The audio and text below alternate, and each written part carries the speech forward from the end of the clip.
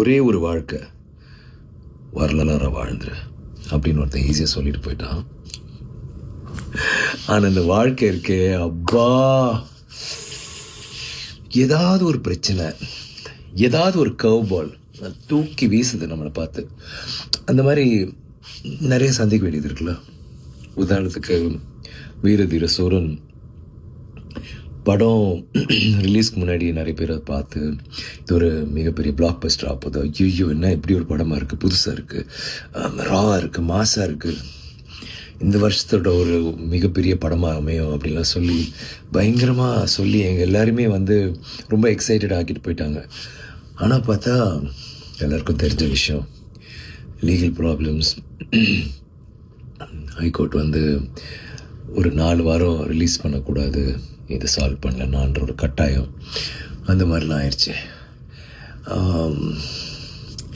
எனக்கு என்னென்னா இந்த படம் எப்படியாவது நம்ம ஃபேன்ஸை போய் சேரணும். ஏன்னா இந்த படத்துக்குள்ளே அவ்வளோ ஒரு முயற்சி நாங்கள் எல்லாருமே போட்டோம். அருண், நான், ப்ரொடியூசர் எல்லாருமே இந்த படத்தில் நடித்தவங்க. ஒரு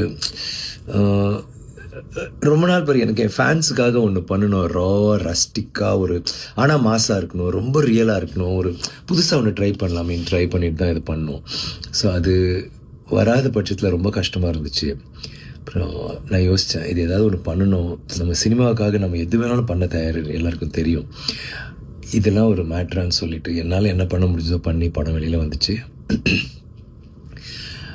ஒரு படம் அந்த முதல் ஷோ கேன்சல் இல்லை 2வது ஷோ, முதல் ஷோ கேன்சல்னாலே அது அவ்வளோதான், அதுக்கப்புறம் எந்திரிக்காது.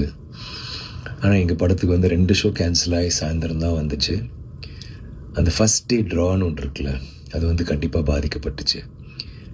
ஆனால் அந்த தியேட்டருக்கு பார்த்த ஒவ்வொருத்தரும் முன்னாடி என்ன சொன்னாங்களோ அதை விட அழகாக நிறையா, எஸ்பெஷலி ஃபேமிலிஸ் நீங்கள் பார்த்தீங்கன்னா அவ்வளோ வீடியோஸ் எல்லோரும் சூப்பராக இருக்குது, பயங்கரமாக இருக்குது, மாசாக இருக்குது, ரொம்ப என்ஜாய் பண்ணோம், சீட் நுனியில் உட்காந்து பார்த்தோம், அவ்வளோ நல்லா இருந்துச்சு படம் அப்படி இப்படின்னு சொல்கிற போது கேட்குறதுக்கு அவ்வளோ சந்தோஷமாக இருந்துச்சு. அண்ட் இப்போது அது ஒரு பெரிய ஒரு வெற்றியை நோக்கி தான் போயிட்டுருக்குன்னு ரொம்ப உறுதியாக எங்களால் சொல்ல முடியுது.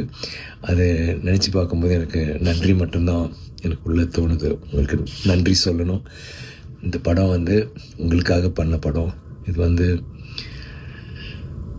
நாங்கள் நினச்சது நடந்துச்சு, சேர வேண்டிய இடத்துல சேர்ந்துட்டுருக்குன்னு நினைக்கிறபோது ரொம்ப சந்தோஷமாக இருக்குது. வீரதீர சூரன் பார்த்தவங்களாம் என்ஜாய் பண்ணியிருப்பீங்க, பார்க்காதவங்க பார்ப்பீங்கன்னு நம்புகிறேன். தேங்க்யூ.